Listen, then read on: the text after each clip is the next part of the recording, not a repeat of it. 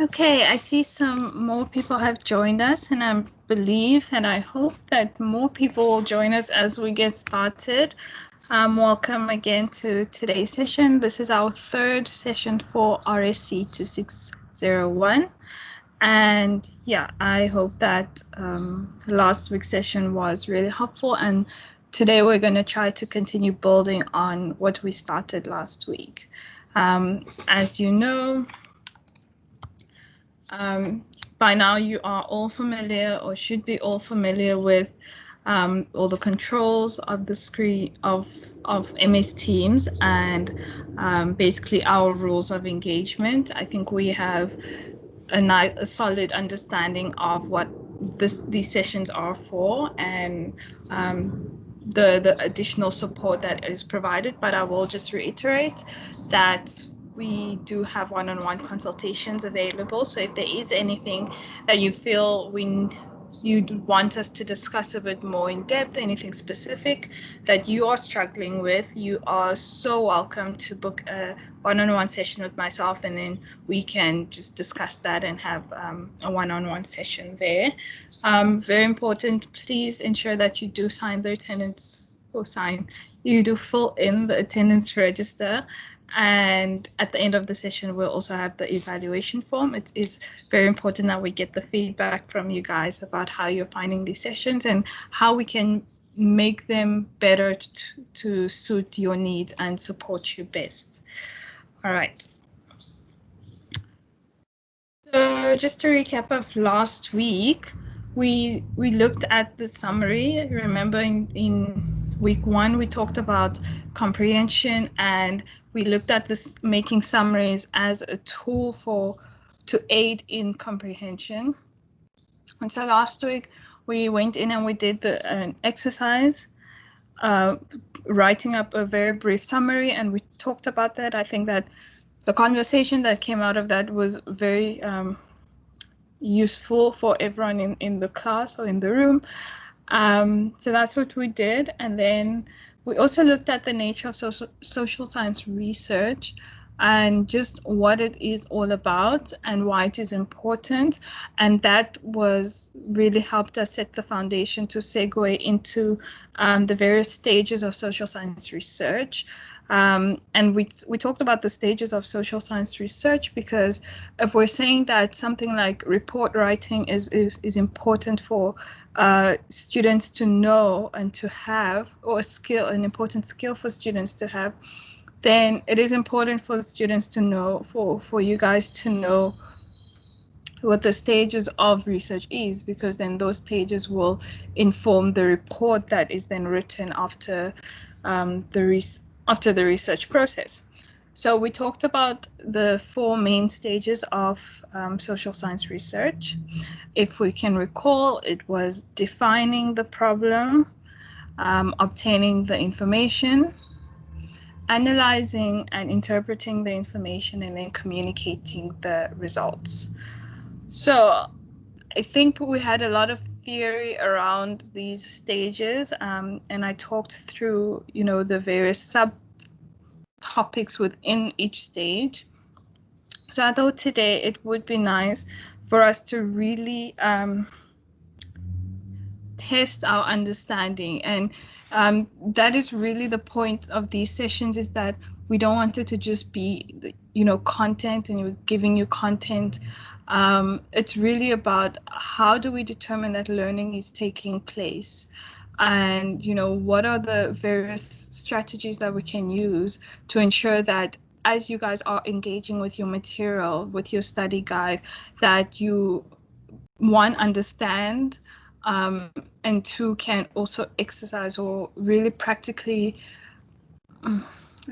just practically engage with the material and basically engage with the material. So I want us to then do an exercise, and this will sort of be the running format for our workshop. So we'll introduce a concept in one session, we'll do the theory, and then in the next session we'll do an exercise to see if we've really grasped it, and to really do some practical work around it. So I want us to look at the stages of social science research, and I'm going to post a document in the chat. I hope everyone is able to download this.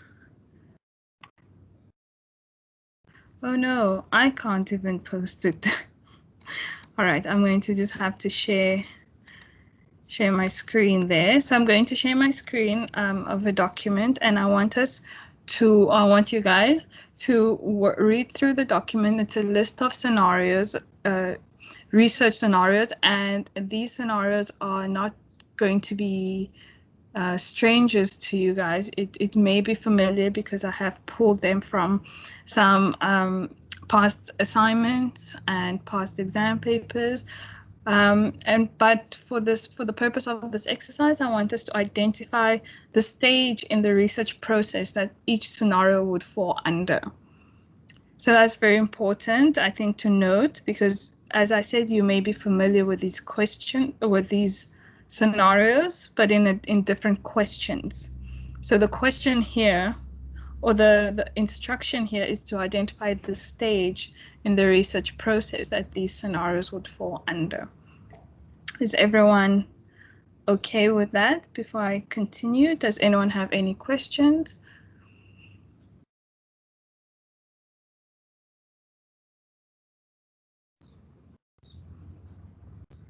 Okay, I don't see a hand or a comment. Oh, I see a comment. Thank you, Rachel. So let me just share this. I thought I'd be able to upload and then you guys could have worked on it on your desktops, but I'll just share it and hopefully everyone can see.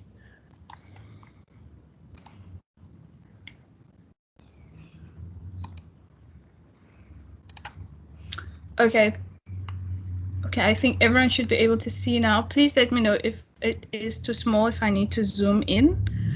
But basically we have a list of 20 scenarios there, and you can maybe just write down or type or whatever device that you're using, just to make a note of which stage you believe in the research process each scenario falls under.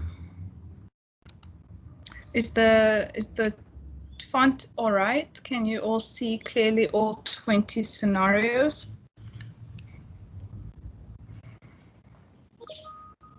A bit small, okay. So I think maybe I'll do one page at a time. So I'm using a big screen here, so.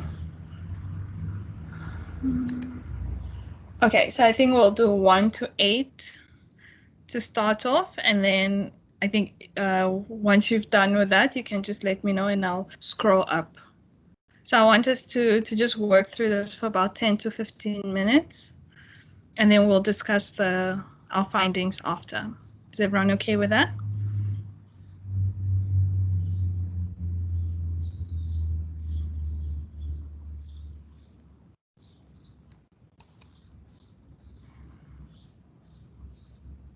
Okay, just a reminder that if you do want to raise a question or comment, that you can raise your hand in the hand function, raise hand function, or you can just type it in the chat and I will see it. Okay, I'm not seeing anything, so I'm going to assume that we can all see the 8 scenarios that are on our screen right now. If you need a reminder of the stages of the research process, that is in your study guide. So I do want us also to engage a lot more with our study guide.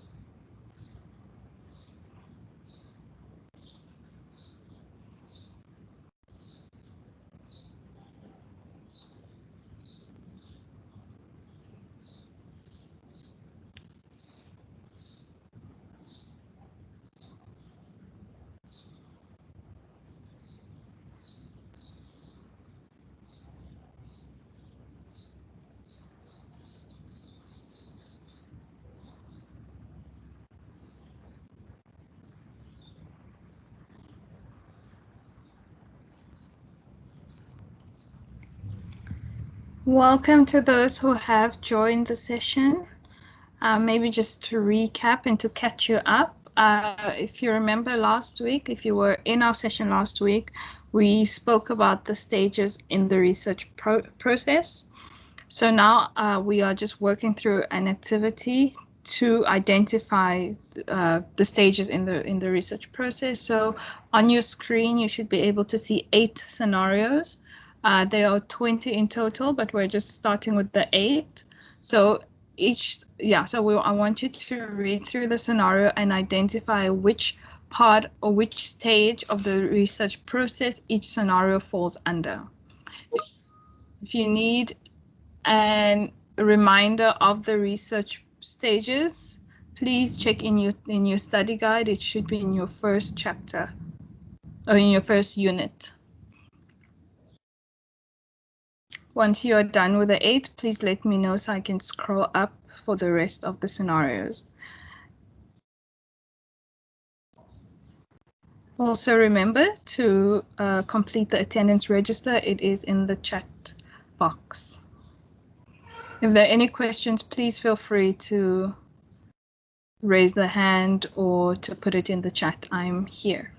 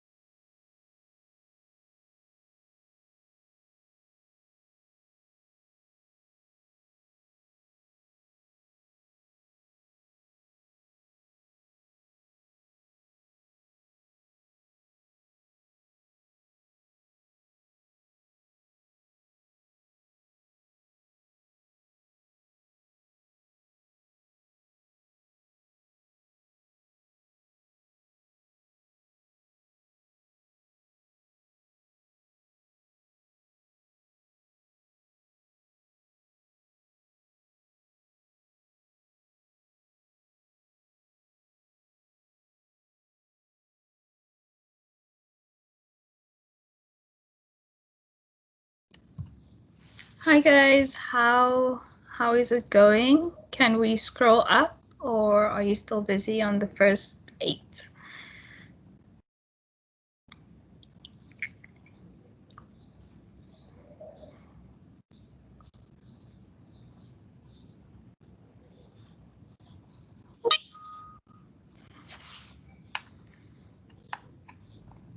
Okay, Anini is saying we can scroll. Is everyone okay with that? Can we move on?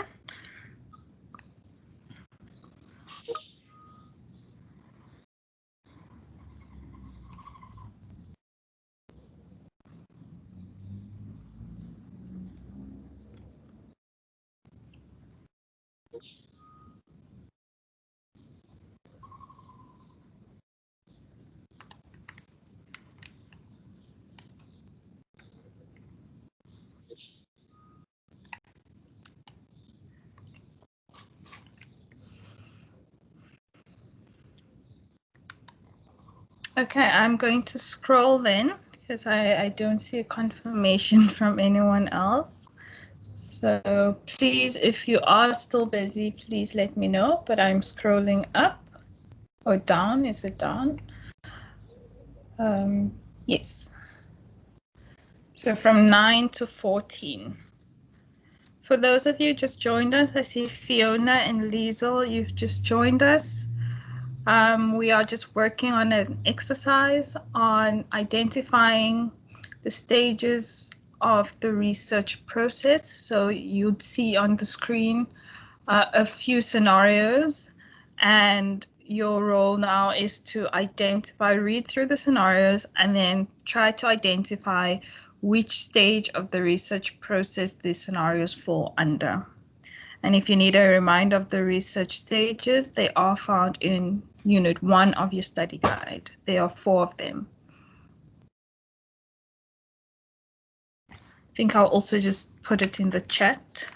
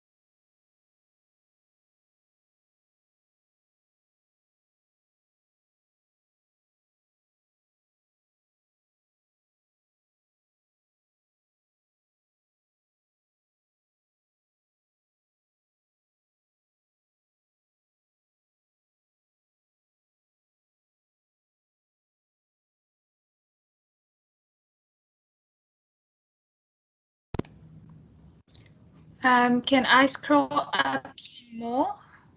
Is everyone done with that first page? All right.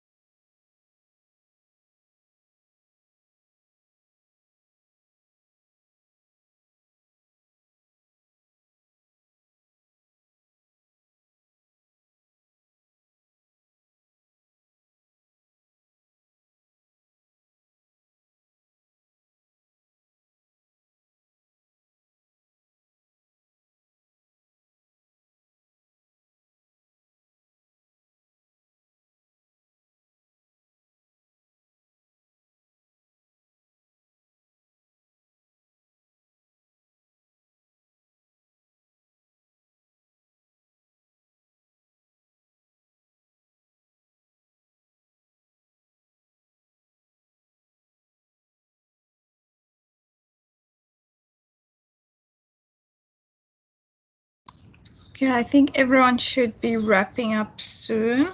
So I'll give it maybe another 3 or 4 minutes.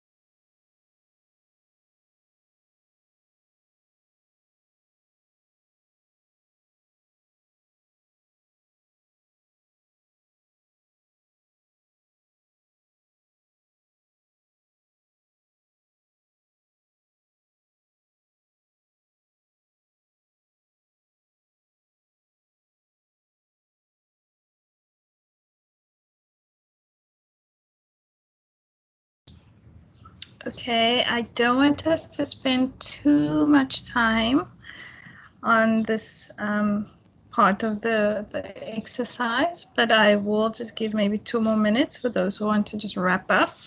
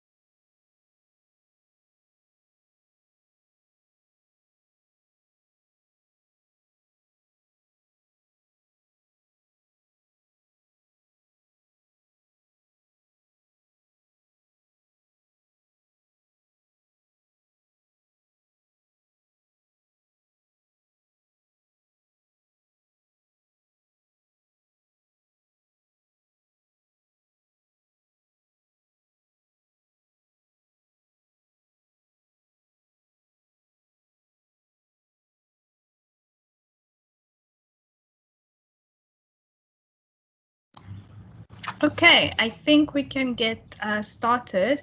So I'm going to put up answers that research outlines. I Fiona, no, not yet. I haven't yet. We haven't yet looked into that, but we will later on. Thank you for bringing that up.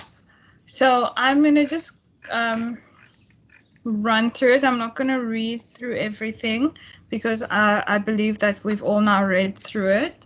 So I'm going to call out the answers that I have, and if there's something that you want us to discuss, or if someone has a different answer, please feel free to like pop it in the chat or to just raise your hand, and then I'll see you and you unmute your mic and then we discuss it. Because it's not a case of I have all the right answers. We need to discuss this because we all come with different perspectives, and so that I can also really see like what the understanding is of the various scenarios and how it relates to the research stages. Okay, so I'm going to put this up. It's my version. Okay, so I've said that number one is defining the problem. And in this point, I'd really like you to maybe just pop in the chat if it's a yes or a no, if that's also what you got. Yeah, just so I know that we're on the same page here. You know, it's very strange with the online thing because I can't see you guys can't see me or each other. So it's very difficult to know if we're all on the same page. So especially during this part, please use your chats. Please use the chat box or the hand so that we can get some engagement, right? So yeah, number one, I've got defining the problem. Does anyone have a different answer? I see Anine, you've got data collection there.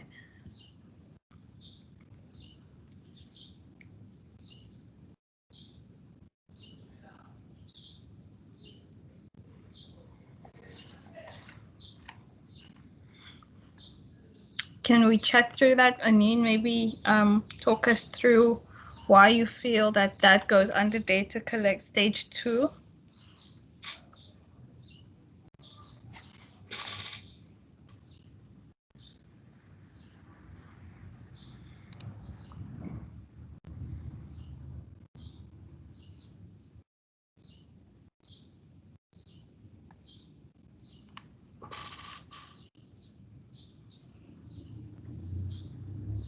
Okay, so you say if the psychologist was the researcher, you understood that he was collecting data for his research.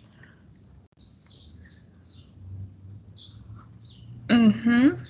Right, I see that. Anyone else?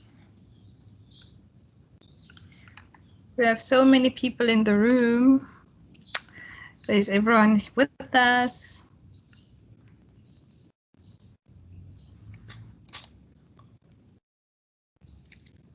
Does anyone have a different answer?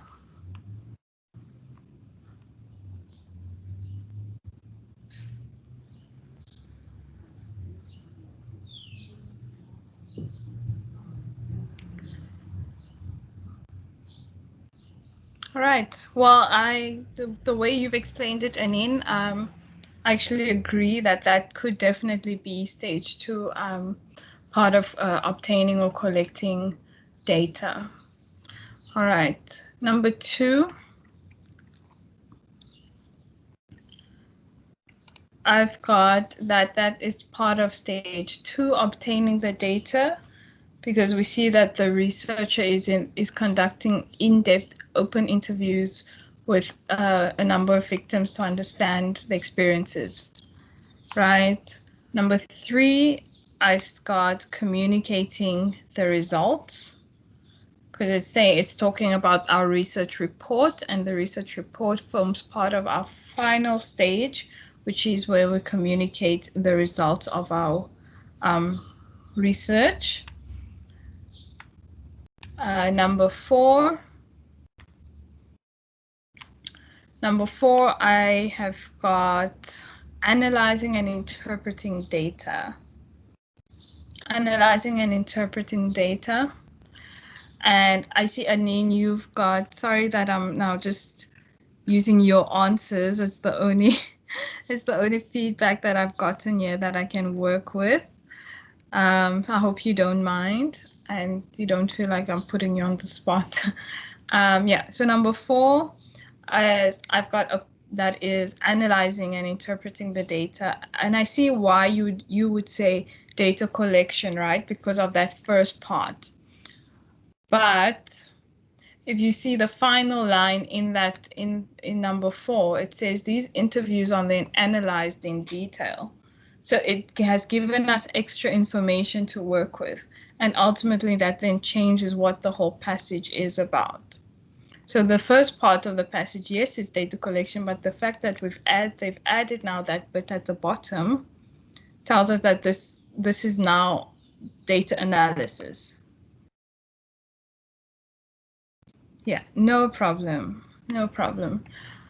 Okay, number 5, I've said communicating the results. Sorry, is that what I've got here?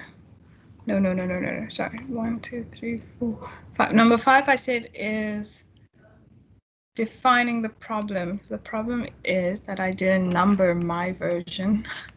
Let me just do that.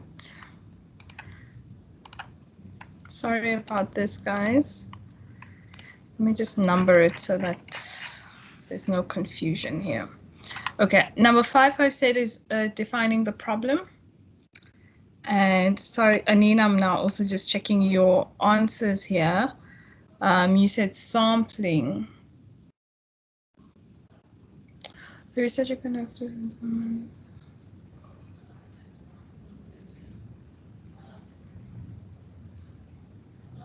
Yeah, so here, I mean, they're basically just telling us, right? They're basically just telling us what the research is about, and it's not. Yeah, they're just telling us what the research is about, and not necessarily, you know, how he's doing it. So sampling, also maybe just take note that sampling isn't actually one of the stages.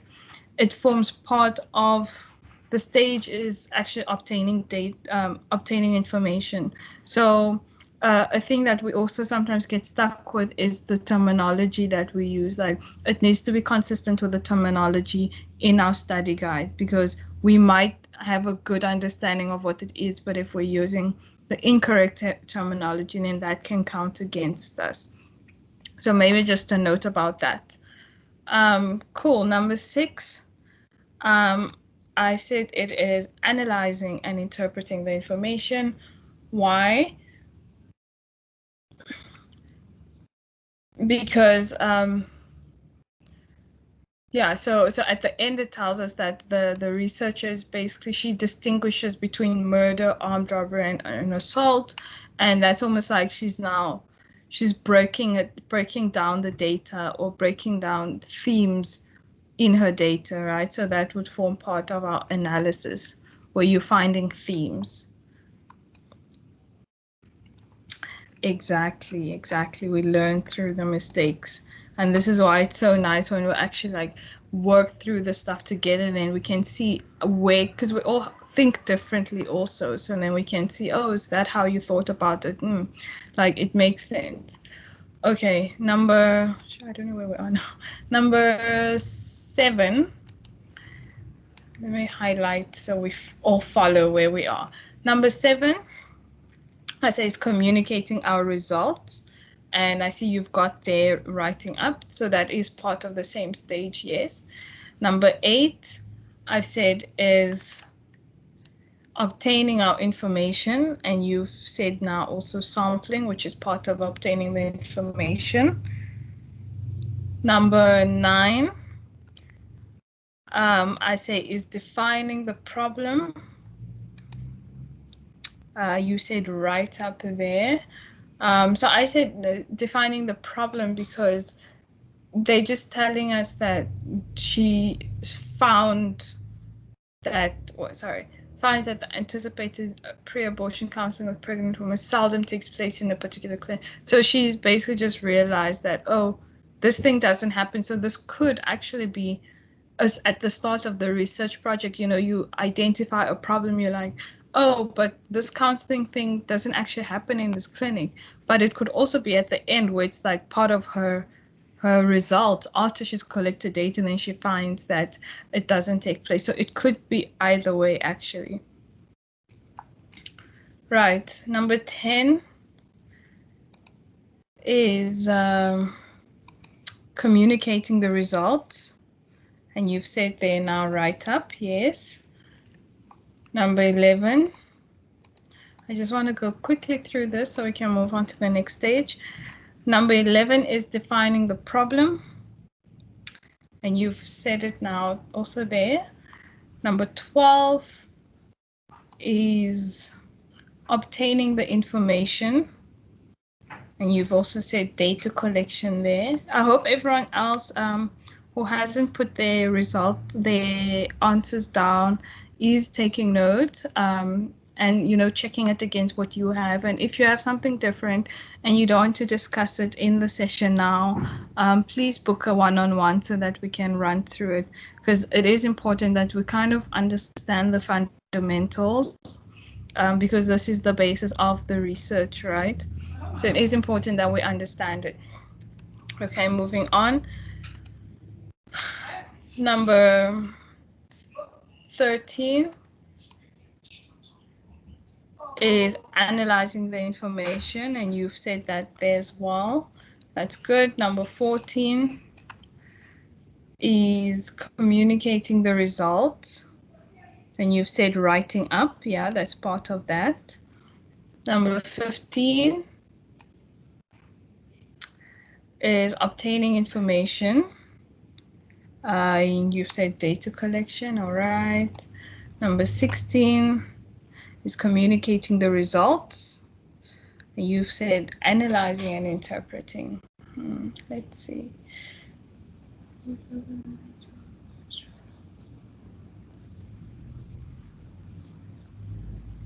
So it could be, of course, it could be analyzing, but I think because they've given us the word, the research report, and we know that the report then forms part of that final stage, right? That write-up, the communicating our results. So that would be stage 4. 17 is analyzing the information, and you've got that. And 18 is analyzing the information also. Nice. 19 is obtaining information, that you've got data collection, and then 20 is defining the problem. Great. So, I mean, for those who maybe missed out, although the word criticizing pointed to interpretation number 16. Let me just see that. You would criticize interpretation. So, I mean, I think in the context of this question, they were saying this section falls under our notes about the norms in the scientific community and things that need to be put in place for a certain research project to be determined as valid and as reliable. And those are usually things that happen at the end, because how are we looking at someone's research? We only criticize or evaluate research when it is in the written form. So during the research process, we can't criticize because the process is still happening. But after the person has written up their report, then we can criticize. So that's why I say it comes at the end, actually. All right, great, thank you. So just moving on. Yeah. So really what the activity that we've done, although it helped us to, really solidify our understanding of the stages of the research, it also brings about the question of questions. And really questioning is important because, or knowing how to understand certain questions is important. Because it determines the answers that we're going to give. And I find that a lot of the time, the students do know the content. I will get back to your question now. Thanks, Anine. So yeah, in many instances, we find that the students do know the content. You've studied your study guide. You know what the things mean, but then you get to your assignment or you get to your exam and you see the questions, and then suddenly there's confusion, right? So sometimes it really is the case of how do we understand the question that is being asked to us. So I wanted us to really look at questions and understanding different types of questions. So yeah, sorry, that was supposed to be questions. Yeah, so there are different types of questions that we do find ourselves being asked in our various assessments.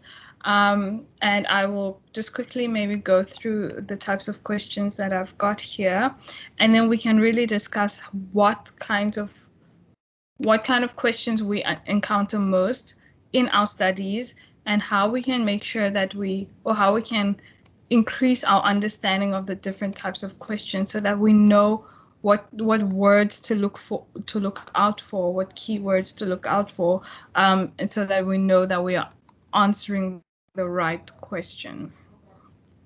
Right. So, I mean, Thomas Kuhn actually said that the answers you get will depend on the questions you ask. And so sometimes when students or when like lecturers and tutors complain that, oh, the students are giving funny answers, sometimes it's like, well, what kind of questions are you asking? Like, are the questions clear enough for the students to be able to give you what you want? So the different types of questions that we have, the first one is closed questions, and these are your very basic one-word answer questions, and the answers that you'd get are usually like yes or no, like do you drive? There's only like two options for that. It's either yes or no. It's not like maybe or yeah, it's very straightforward. And they also include factual questions, or yeah, they could also include factual answers. For example, our multiple choice questions, which is now what you guys get unless it's changed. Multiple choice questions is the type of questions that you get in your assignments and in your exams the most. So those are also closed answer questions, because most times, and I know not all, but most times there's only one answer to the question. let me just see. I see something in the chat here. Okay. Yeah, so it's only sometimes one answer, and that is the most common question that we would get in our assessment. And then the next one is we have open questions or open-ended questions. And these questions, they need a little bit more thought and reflection on the part of the person that is being asked. And usually they encourage wider discussion or like a wider explanation. So open-ended questions would be, for example, if you get an essay question or a short paragraph question, that's more of an open question because it allows you to actually elaborate on your point. So it's not like the closed-ended question, which is just one, it can only be one word or one answer. Your open-ended question, you give your answer, but then you're also allowed to sort of elaborate on that question.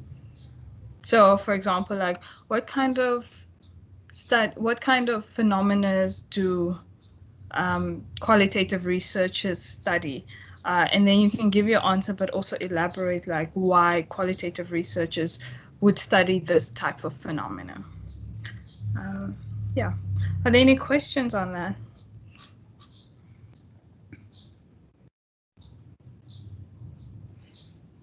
Okay, nothing so far. And then we have probing questions. And these questions are usually useful for getting more clarity and encouraging people to tell you more about the topic. They're very similar, and I guess they piggyback off of open-ended questions. So I would say that probing questions are a type of open-ended question. Yeah, so they usually allow you, or they require you to dig a little bit deeper to give a full picture of whatever topic is being discussed. So yeah, example, if someone is not really sure about, if you ask someone a closed-ended question, for example, what are the skills that researchers need? Then the person might give you one answer, and then probing question would be basically asking them for more information.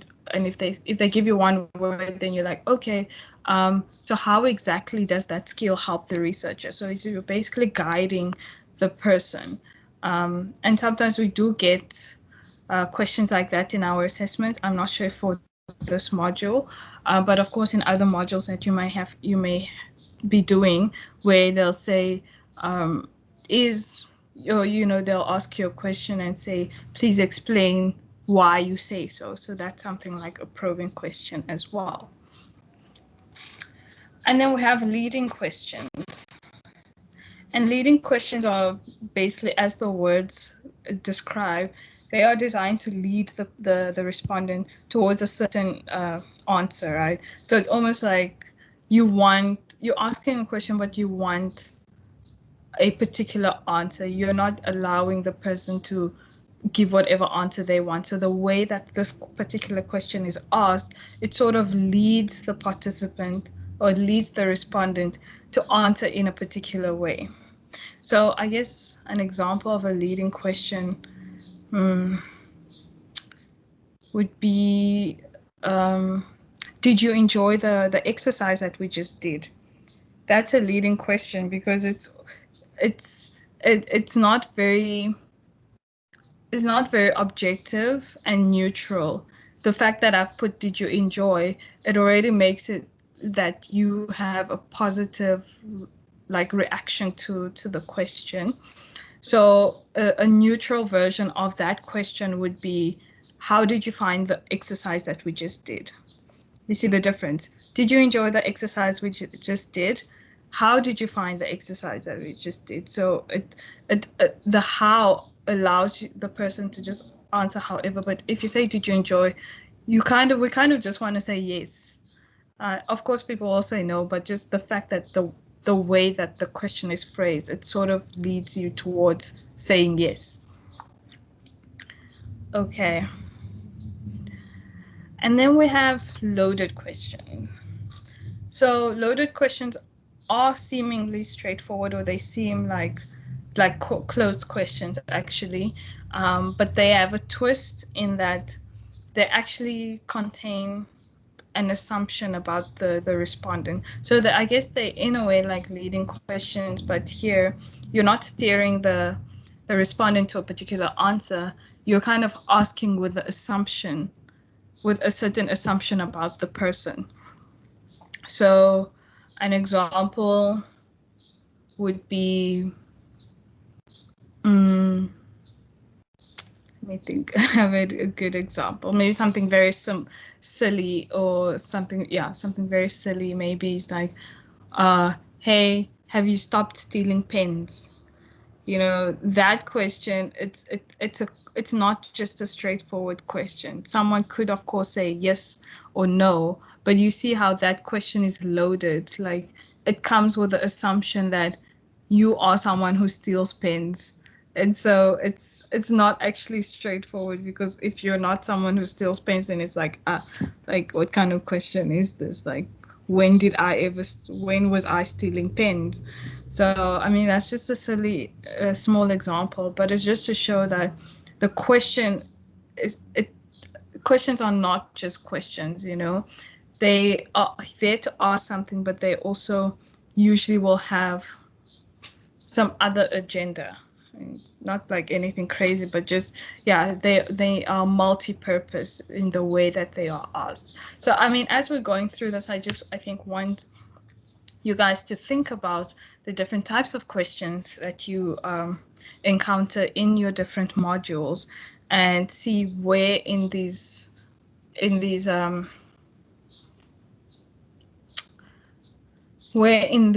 questions that would fall in, and if you've actually identified, or if you've actually noticed that all questions are not made equally. All right, and then we have final questions. Sorry. Final questions, and final questions basically begin by presenting a broad concept or asking a general question, and then narrowing it down to a specific point. So, for example, asking someone, oh, what does education look like in South Africa? That's a very broad question. And then you'd ask, oh, so what about in Cape Town? So, you know, you see how it's going from broad to very specific. So those are final questions. You're basically just funneling through information from broad to specific, but it can also work from specific to broad, actually, either way. Okay. And then we have recall and process questions. And these, I think these are also very popular questions, that types of questions that you would find in your courses or in your modules, where you are required to basically remember facts. And I would say that, okay, maybe not yet. Yeah, when you're required to, sorry, okay, there's a question. Final, would they always be two-part questions? Ideally, yes. Generally, they would be two-part questions, because you need to see the different levels. So the first part of the question would be either broad or specific, and then the second part would be, you know, the opposite. Yeah, thank you for that question. So our recall and process questions are also the types of questions you would see a lot in your assessments. It's, you know, basically needing you to remember something, to remember facts. And I think particularly in this module, you are being asked to remember facts, you know, to remember the definitions of things, like what is inductive reasoning, what is deductive reasoning, what is simple random sampling, etc., etc. So you are being required to recall and process certain facts. So yeah, obviously now from that we would know that these types of questions are used to test our knowledge on a particular topic, basically. So I think, yeah, these are definitely the types of questions that you would be more familiar with.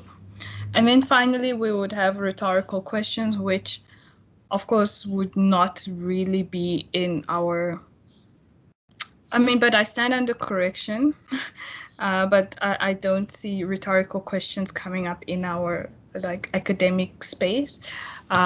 Rhetorical questions we know usually are not really, are questions that don't really have to be, or that don't require a response or answer. It's more like a statement that someone makes. So like, oh, isn't it nice to be in such a lovely team? You know, that's a question, but it doesn't really need an answer. It's just one of those statements that have been turned into a question. So rhetorical questions you would not really encounter in your like formal academic studies, unless, except for our English modules, I think you would have rhetorical questions in if you're doing like creative writing. So that's that. Any questions at this point?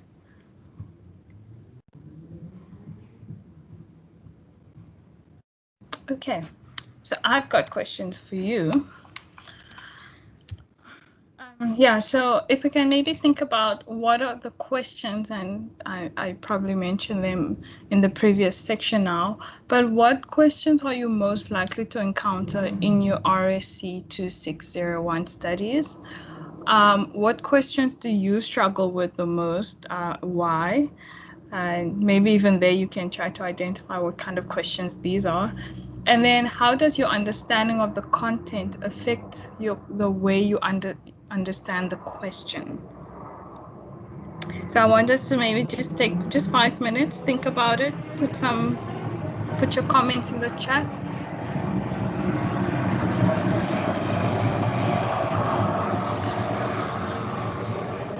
And while we're doing this is so that we can really understand, so also that I can also get a sense of what exactly you guys are struggling with, because you know these sessions are not just to, okay, because we want to talk to you guys. I mean, we do want to talk to you guys, but you know, the point of these sessions are really to help you guys with learning and to do better in this module by tackling those core skills.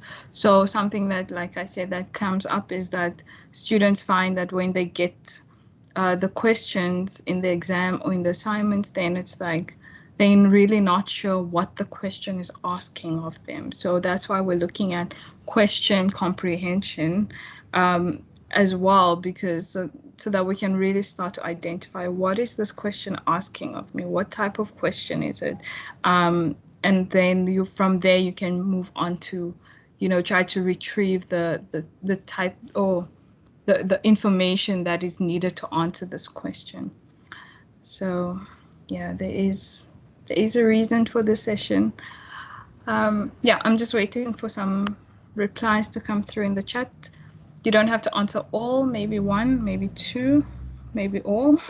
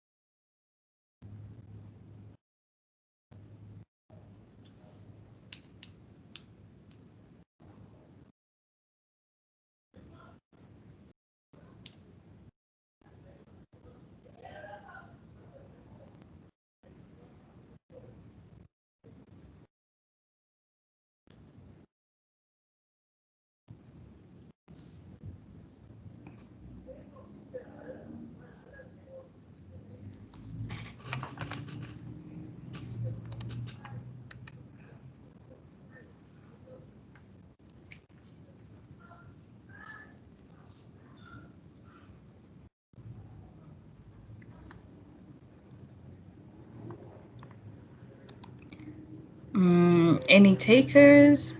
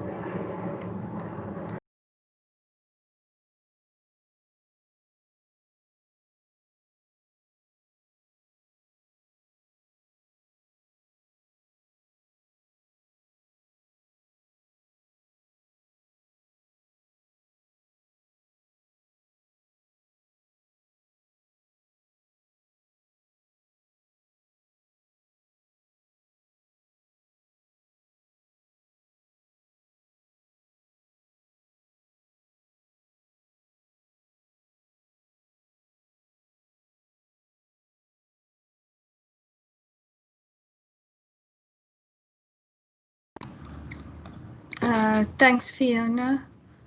Can you maybe give us an example of an open question that you found was tricky?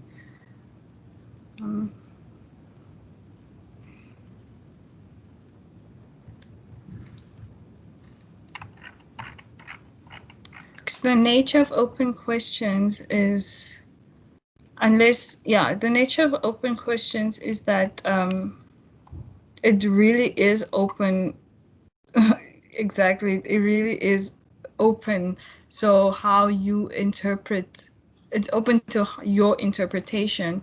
But of course, if we're looking at what an open question in, for example, our modules, our academic modules would be, they may be open, but they are going to be based on a particular topic. So I guess the way that we address that is ensuring that we know enough about the topic to be able to discuss it widely, because an open-ended question requires sort of a broader discussion on the topic. Okay, no, that's fine then. Thank you for your answer.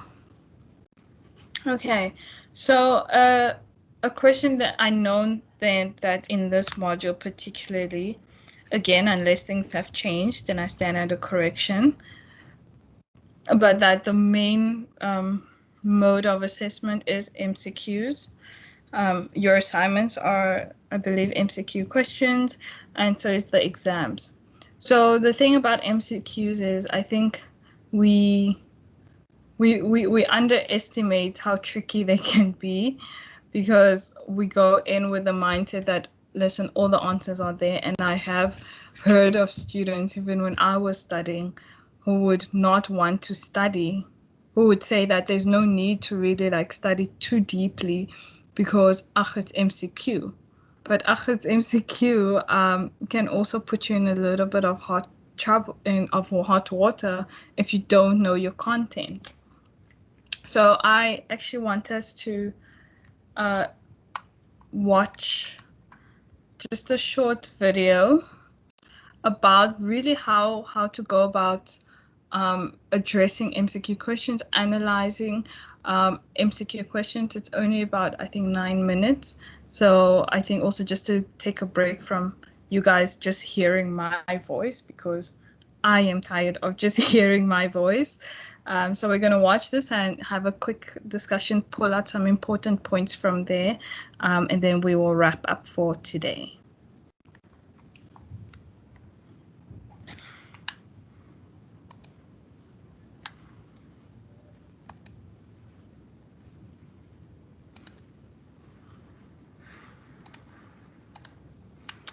Okay. Just...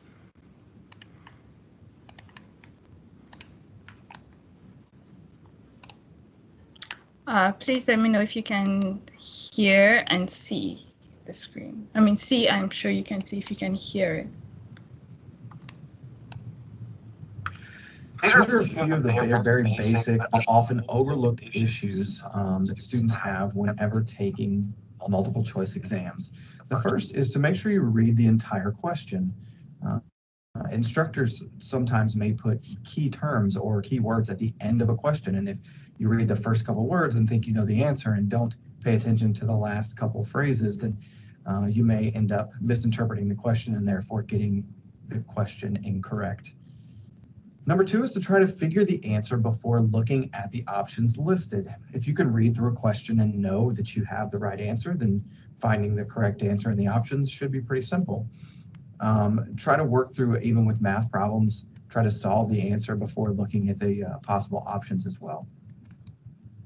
Make sure you read all possible answers. Sometimes there could be answers that are partially correct, but there's a more correct answer further down the options. Oftentimes you may see letters D or E listed as all the above or none of the above. And if you're reading through and you see that you have two answers that you think are correct, you may look down further and see that letter C or D is all the above. Make sure you're aware more than one answer could be correct. This comes with paying close attention to the directions. And you may see a set of directions that say mark all that apply. So you should know there that you're going to possibly be filling in more than one circle for each question that you come across. And last, we have, once you have chosen a correct answer, read through the question again with your answer inserted and make sure it sounds right. Check for grammar mistakes, or make sure that it's a true statement. And we're going to talk a little bit more about grammar working within the question and the answer a little bit later. Are you guys not able to hear the audio? I'm just seeing some comment about the audio not being clear. Is it not coming out, or is it, because it could then just be a network issue, I'm wondering.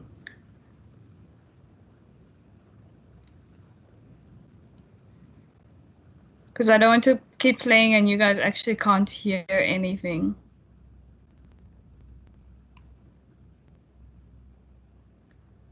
Okay. So it might just be that, okay. All right. It might just be your network, it might just be your network. I'm sorry about that. But I will, I can also just post the link in the chat so that you can check it out also further on. I believe that this will also be useful later on in the semester. Sometimes you're going to read through a question and you're just not going to know the answer. You're going to be stumped. You're going to be stuck. And that's when you have to start looking at the answers and figuring out which one of these is the best option. So what we have here is a list of tips for you if you get into this situation. First is using the process of elimination. And the process of elimination is basically just crossing out any answers that you absolutely know to be incorrect. Every answer you can eliminate will improve your probability of getting the answer correct. If there are 4 possible answers, and you know that 1 out of the 4 has to be correct, so you would have a 1 in 4 chance, or a 25% chance of getting that answer correct. If you're able to eliminate one of those answers, and now you only have 3 options, so therefore you're a 1 out of 3, now you've increased your odds to 33%, and hopefully you can get it down to at least 2 options, and then you're at a 50-50 chance, or 50% of getting that answer correct. So every one that you're able to eliminate gives you a little bit better shot. The second technique is called prove it statements. And I've got a bit of an example here to help illustrate what exactly I mean by prove it statements. Our sample question says, Croatia is one of 7 countries that make up what former nation? And our answer possibilities are Serbia, Yugoslavia, the United States of America, Czech Republic, and Narnia. And what I've done with my prove it statements is I can go through and list the reasons why I know an answer is incorrect, or I could go through and list exactly why I know the answer is the right answer, why it is correct. And what I've done here is chosen to write down why I know the answers that are incorrect, why I know for a fact they are incorrect. So letter A says Serbia. Well, Serbia is currently a country and one of the 7 countries that I mentioned in the question. So one of the things you want to look at is a key term in the question here is former nation. Well, Serbia is a current country, so I know it's not a former nation. Therefore, I know that answer cannot be correct. If we skip down to letter C, the United States of America. Well, I live in the United States of America, and I know for a fact that Croatia is not part of the United States of America. Sometimes it doesn't take studying to get the correct answer. Letter D, the Czech Republic. Again, this is a current country and therefore not a former nation, so that cannot be correct. And last, we have Narnia. Obviously, a trick answer, and somebody is trying to pull a fast one on Aslan and the rest of the group. So I would go back up to my correct answer, which obviously is going to be the letter B, Yugoslavia. So that is kind of an example of how to use prove it statements.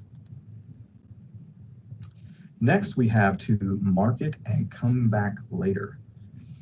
Now, this technique is obviously seen several times, but We want to make sure that we are going through an exam and answering the questions as they come and not skipping around. We want to go through and answer all the questions in order to make sure that we don't skip anything. Even if you don't know the correct answer, fill in an answer, then maybe mark the question with a question mark or an X to make sure that you know when you're going back to review, you know to stop and look at that question again.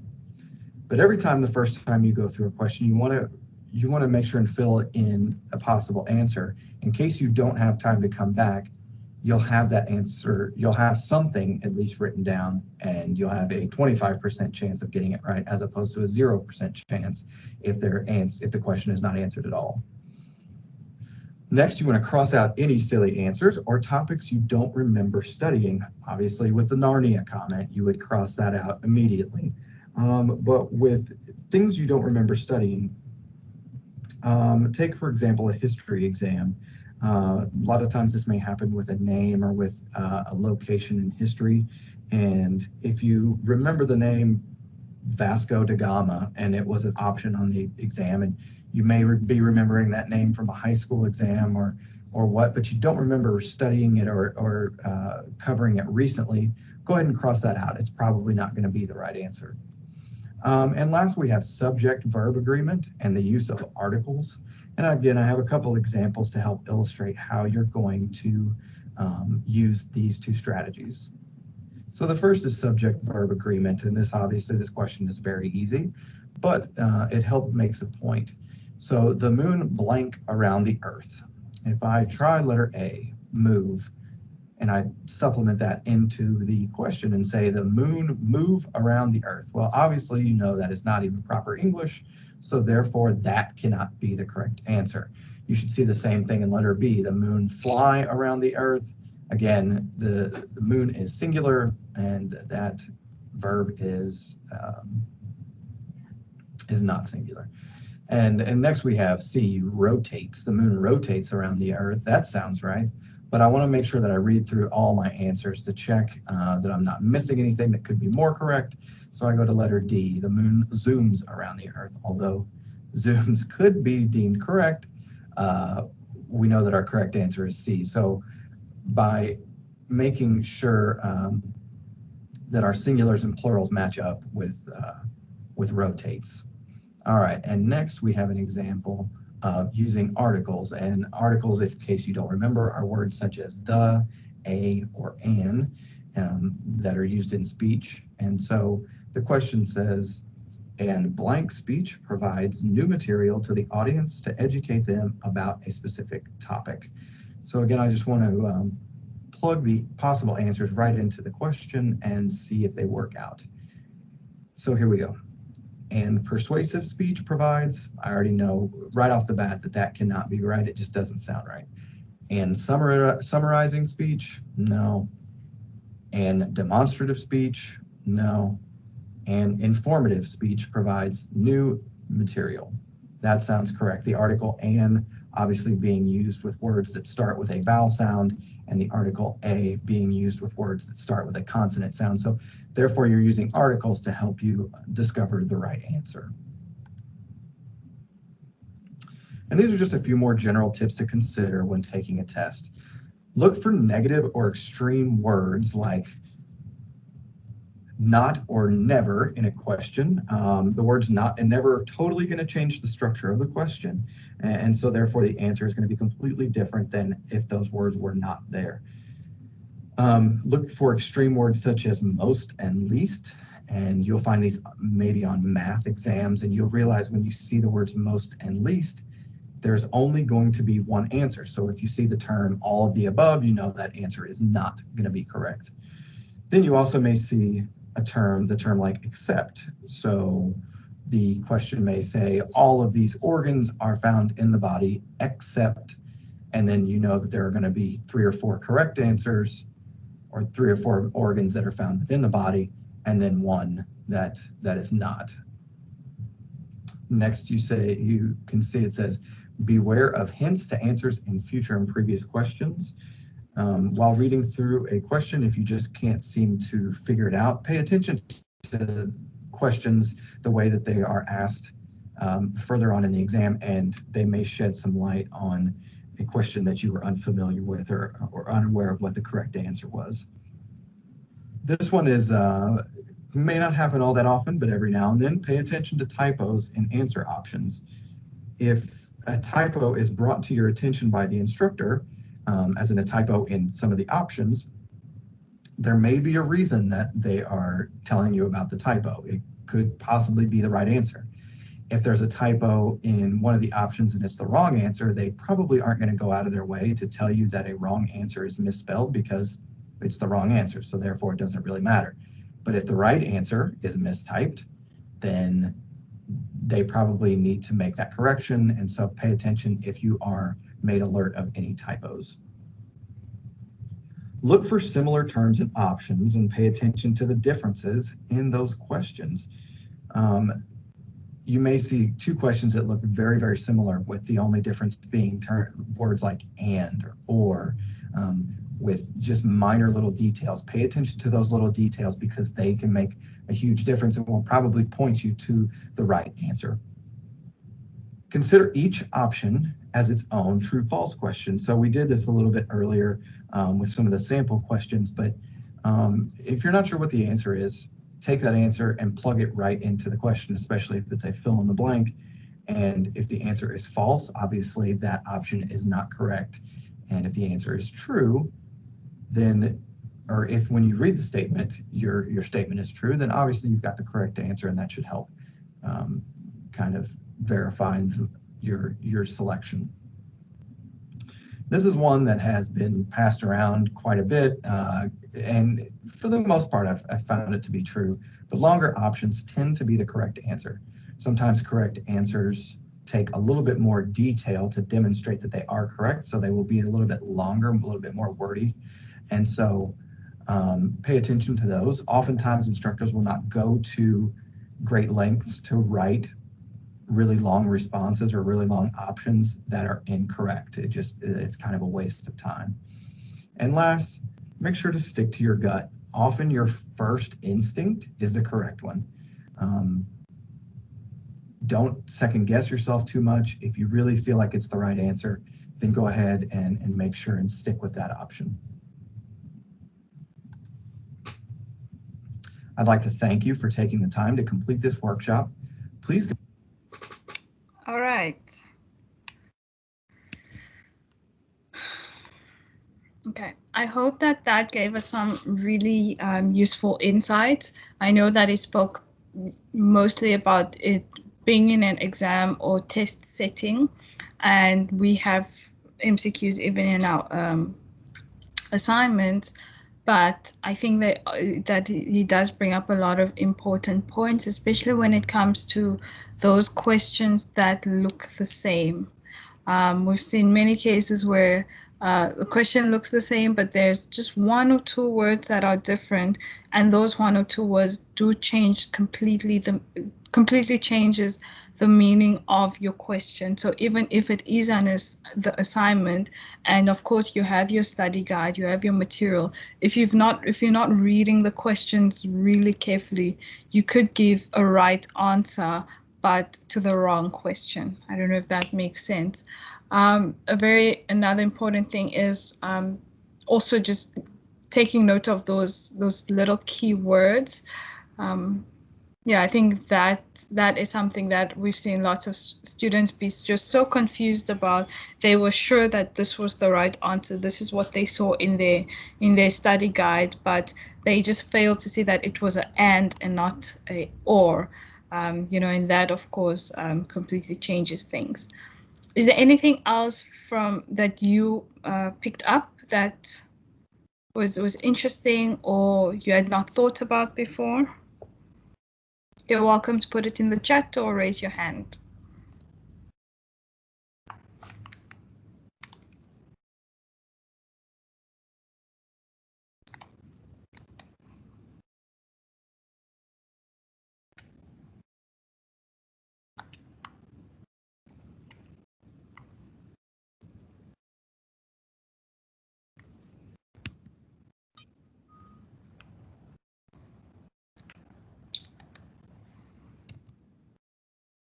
All right. So, I mean, just in closing, why, like I said, why we did the session on questioning is because questioning brings clarity. So, we need to not only understand our content, but we also need to understand the questions that are asked for us and how we can then bring our content in to answer the questions correctly. So, I mean, further in the next session, we are going to look at text analysis as part of our comprehension, like sort of little series. And really with text analysis or with analyzing our content, it's about also asking questions. So it's not just the section on questioning is not just about the questions that our lecturers are asking us in our exams and assignments, but also how do we go about asking questions when we are reading our text and our material to ensure that we do understand. And so we are in a later session going to look at the different types of questions you can ask yourself as you're reading to ensure that you fully understand and grasp the content that you're going through. Yeah, and really get to a point of like complete comprehension. But as I said in the first session, all of it does require time. Even the process of text analysis, it does require you to put in a little bit more time than you would if you were just reading and then answering for an assignment or an exam.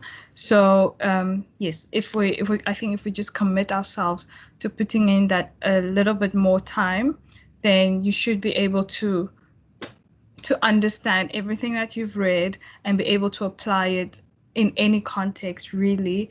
It really shouldn't be a case of you read for your assignment and then when it comes to exams, you want to reread the same stuff because it didn't really sort of sit in the first reading. So once you do your first reading properly, you don't need to go back and reread. You just need to go back and revise. So I mean, those are the types of things that we are covering in these sessions, and I do hope that you find them useful. And I would encourage that you please send me your feedback.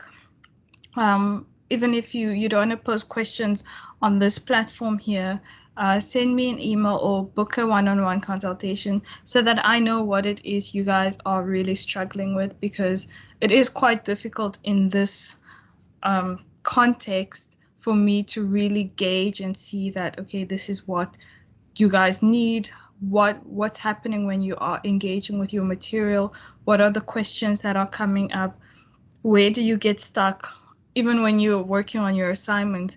I mean, I think we all assume that it's a very straightforward thing working on our assignments, but it can also be tricky and students do struggle with their assignments. So I need to know where is the struggle, where is that difficult point so that we can address this in these sessions. So yeah, if there isn't anything else, again, please fill out the evaluation form again. Please put in, like, if there's something that you'd really want us to discuss or a session that you want us to have. There's no way for me to know what you're struggling with if you guys don't, if you don't tell me. So yeah, please feel free to give us that kind of feedback, because we do want to help you guys, and this is what these sessions are for. Videos for the previous presentations, I believe, are on my Unisa, my life. Yeah, they should be on there. Yeah, I can try to find it. I'll find the link and post it in the chat even after this session. Yes, the session will be at 5:30 again. I think that this time, I mean, we discussed last week, and this time seems to be a bit better for people, because like at 5 o'clock, some people are still, finishing off at work. So we just wanted to give them some time to get things in order before we start the session. So we'll have our next session next week, and I want to propose that we maybe look at the assignment from an academic literacy perspective. Thank you, Dima. So you'll find the link to previous sessions in the chat now. Yeah, so I wanted us to, I want to propose that we look at the assignment, I believe, yeah, the assignment from an accolade perspective, if that will be helpful, not to go through answers, but to really analyze the questions and try to identify what the questions is asking for us and how we then locate the relevant information from our study guides. So if that's something that you guys would feel will be helpful, then I can just adjust the schedule to reflect that. But I do need to get some feedback for that first. Would that be something that you guys would find useful? Or would you want us to proceed to the next section?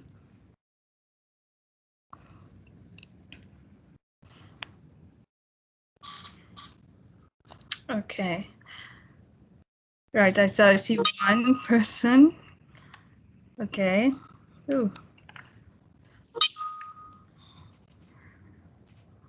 Okay. All right, so I only see Rachel saying that she'd want us to chat through assignment. Rachel, maybe you and I, maybe we can book then a consultation, and if anyone else wants to join in on that, then we can make it a group consultation just for those who want to chat through the assignment. And then for the rest of the group, we will continue with the next section next week. But we will have our consultation then at a different time slot so that you also don't miss out on our Monday sessions. Okay, perfect. So thank you so much, guys. Have a lovely evening and the rest of the week, and we'll see you next week. Bye.